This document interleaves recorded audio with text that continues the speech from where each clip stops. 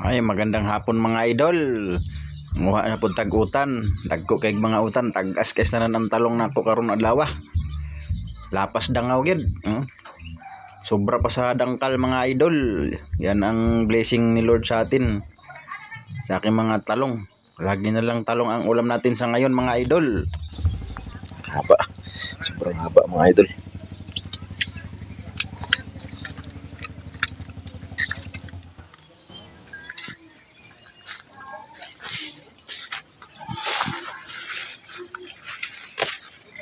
Tayong pang ulam eh. Kaya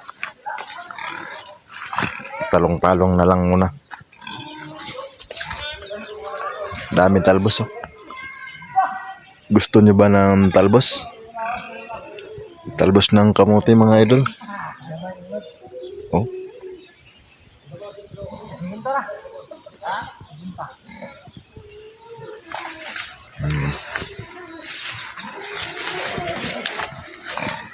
Oh. Haba na payat. Grabe yung talong ko mga idol, ang haba. Siguro mga lagpas dangkal to. Oh. Oh. Lagpas dangkal. Grabe. Haba mga idol ang ating talong na ulam.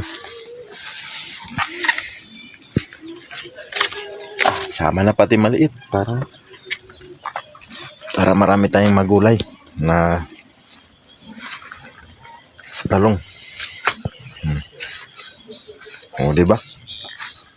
Sarap-sarap na nito. Ilagay muna natin dito mga idol para madagdagan natin. Oh, di ba?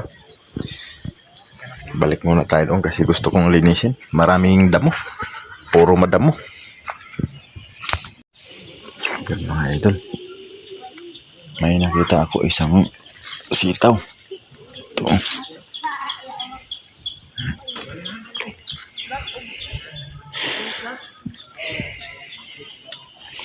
Dagdag natin doon.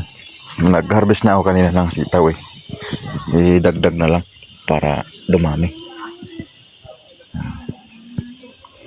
Tapos yung pa sitaw pa ulit.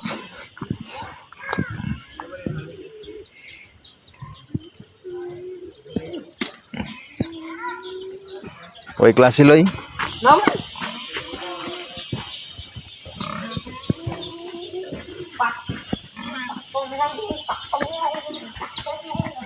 Asam ka?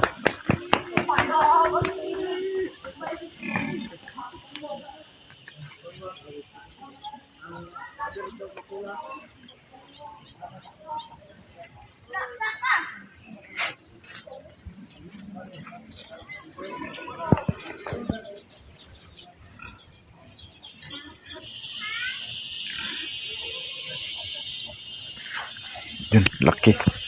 Hindi halata na sitaw dahil iba ang kulay. Ito.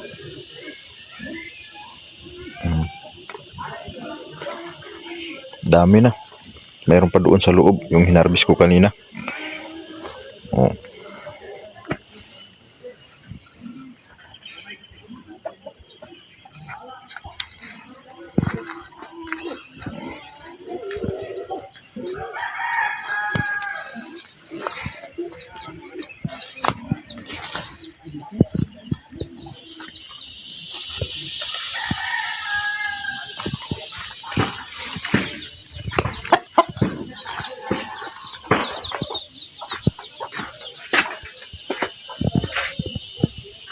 Ilang talong to? 3, 4, 5, 6. 6 na talong ang haba. Oh, ulam na. So, nandito na tayo sa loob ng bahay. Oh. So, ito na yung na-harvest natin mga idol. Yan. Yung ibang hinarvest ko ay ayun, natuyo na siya. Pwede nang itanim. Pero itong bagong harvest yan, magulay talaga to. Ito na yung tulong. Oh.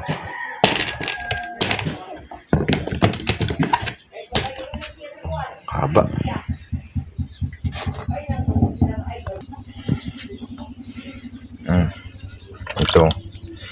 Ito yung ipaksiw ko ngayon kasama yung itlog. Itlog, yung talong.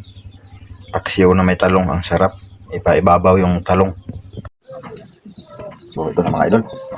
Ito na yung ating gulay na napakabaw.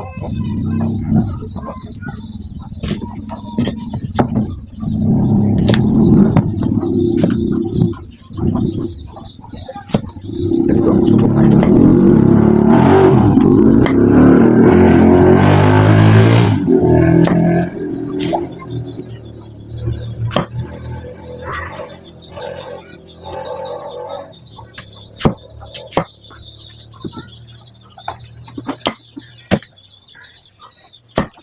Sariwa.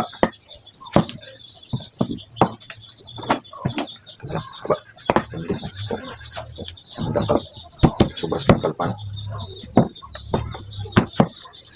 Nakakasawa din pala mga idol pag puro gulay na lang. Kaya naghahanap yung katawan ko ng ibang ulam. Kaya bumili ako ng isda mga idol.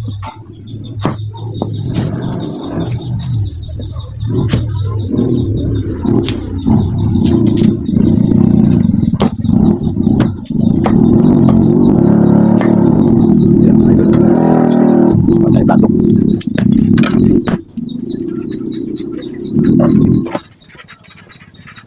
Kaya ako ng dalawa. Para itaw para bukas. Medyo umulan na yung panahon mga idol. Medyo umulan.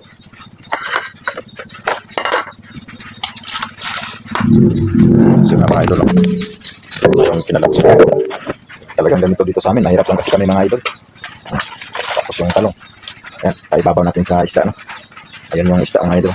Sa kawali. Ayan. Sa ibabaw. Sobrang dami. Kasi bibigyan ko sila. Bibigyan ko yung kapatid ko. Kasi si mama bumili sila ng ulam. Ayan, sobrang dami. Sarap niyan.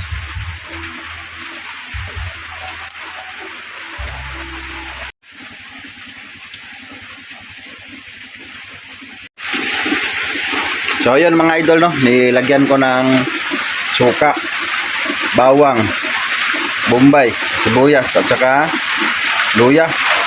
Tapos may suka na, no. Tapos nilagyan ko pa siya ng mantika at saka toyo. Yun, kaya sobrang sarap niyan. Yung sinigang na may toyo, yung maraming talong na ano. Paksiw pala, paksiw. Ang sarap niyan mga idol. Ayan mga idol, oh. Sarap niyan. Nako, lalo na kung may gata pa, no, ang sarap niyan.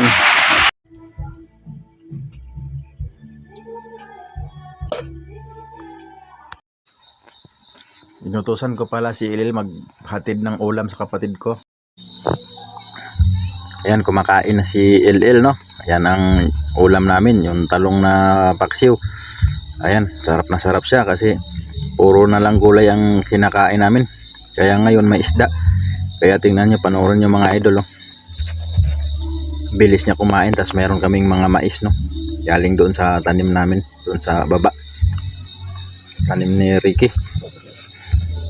Ayan mga idol. Ayan, pinagmamasdan ko siyang kumain mga idol, no. Niisip ko pag umalis ako, pumunta akong Maynila, kawawa to, walang makasama, maiwan siya sa lola.